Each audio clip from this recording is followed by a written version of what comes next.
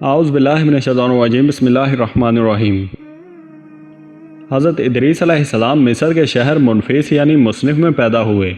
لوگ انہیں ہرمس الحرامسہ کہتے تھے۔ یہ سریانی زبان کا ایک لفظ ہے۔ ہرموز کا معنی ہے تجربہ کار، مضبوط رائے والا۔ بعض اہل علم کا خیال ہے کہ آپ بابل شہر میں پیدا ہوئے، پھر ہجرت کر کے مصر پہنچے۔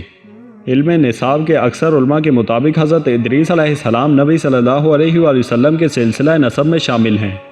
آدم اور شیس علیہ السلام کے بعد سب سے پہلے انہیں نبوت کا شرف حاصل ہوا۔ حضرت ادریس علیہ السلام کا نام قرآن مجید میں 2 مقام پر آیا ہے۔ ارشاد باری تعالیٰ ہے، اور اے نبی اسماعیل اور ادریس اور ذوالکفل کا ذکر کیجئے، یہ سب صابر لوگ تھے، ہم نے انہیں اپنی رحمت میں داخل فرمایا، بلا شبہ یہ نیک لوگ تھے۔ اور دوسرے مقام پر اللہ تعالیٰ نے ان کی بابت یوں فرمایا، اس مقدس کتاب میں ادریس علیہ السلام کا ذکر کیجئے، بلا شبہ وہ بھی نہایت سچے نبی تھے، اور ہم نے ان کو اونچی جگہ اٹھا لیا۔ حضرت ادریس علیہ السلام کے بارے میں مستند ماخذ سے بس اتنی بات معلوم ہوتی ہے کہ آپ بلند مقام کے پیغمبر تھے۔ اہل علم کی اکثریت کے نزدیک آپ کو اللہ تعالیٰ نے آسمانوں پر اٹھا لیا۔ چند بزرگان دین نے آپ کا حلیہ کچھ یوں بیان کیا ہے: عمدہ اوصاف، پورا قد و قامت، خوبصورت، خوب روح، گھنی داڑھی، چوڑے کندھے، مضبوط ہڈیاں، دبلے پتلے، سنجیدہ، سرمگی چمکدار آنکھیں، گفتگو باوقار، خاموشی پسند، راستہ چلتے ہوئے نظر نیچے، غصے میں غضبناک، بات کرتے ہوئے شہادت کی انگلی سے اشارہ کرنے کے عادی۔ آپ کے دور میں انسان جہالت اور بے ادبی میں اتنے گر گئے تھے کہ اللہ تعالیٰ کو چھوڑ کر آگ کی عبادت کرنے لگے تھے۔ زنا عام ہو گیا تھا۔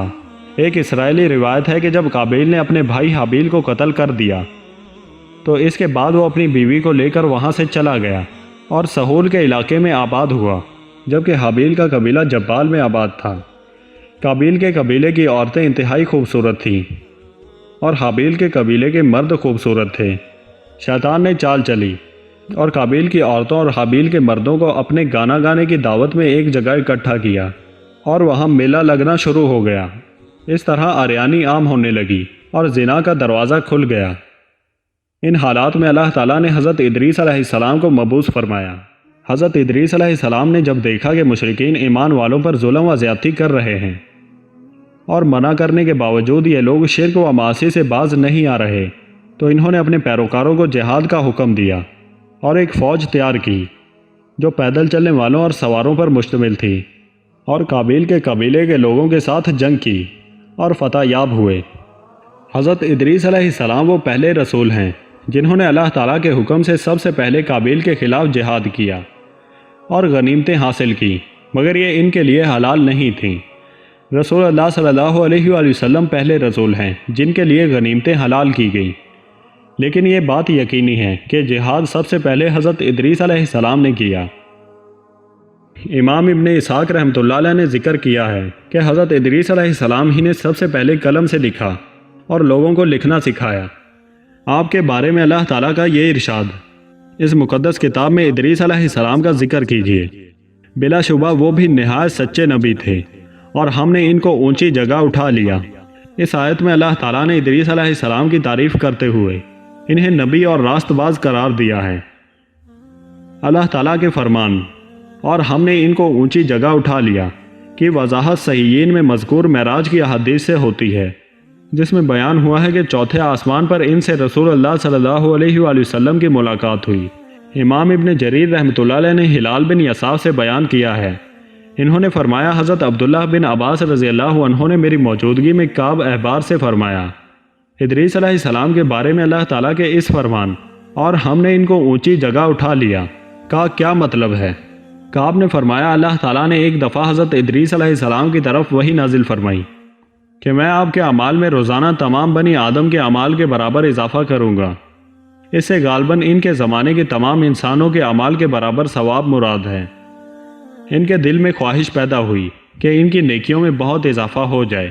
ان کے پاس ان کا ایک دوست فرشتہ آیا، انہوں نے اس سے کہا میرے بارے میں موت کے فرشتے سے بات کیجیے تاکہ مجھے زیادہ مہلت ملے اور میں زیادہ نیکیاں کر سکوں۔ فرشتے نے انہیں اپنے پروں پر بٹھا لیا اور انہیں لے کر آسمان پر چلا گیا۔ چوتھے آسمان پر انہیں ملک الموت اوپر سے آتے ہوئے ملے۔ دوست فرشتے نے ملک الموت سے اس معاملے میں بات کی جو ادریس علیہ السلام نے کہی تھی۔ ملک الموت نے فرمایا، ادریس علیہ السلام ہیں کہاں؟ اس نے کہا، وہ میری پیٹھ پر ہیں۔ ملک الموت نے کہا، تعجب ہے، مجھے بھیجا گیا تھا اور حکم ہوا تھا کہ ادریس علیہ السلام کی روح چوتھے آسمان پر قبض کرو۔ میں دل میں کہہ رہا تھا کہ وہ تو زمین پر ہیں، میں ان کی روح چوتھے آسمان پر کیسے قبض کروں گا؟ چنانچہ ملک الموت نے حضرت ادریس علیہ السلام سے اجازت طلب کی اور آپ کی روح قبض کر لی۔ یہ کہہ کر کعب نے فرمایا، اللہ تعالیٰ کے اس ارشاد میں اسی طرف اشارہ ہے، اور ہم نے ان کو ایک بلند مقام پر اٹھا لیا۔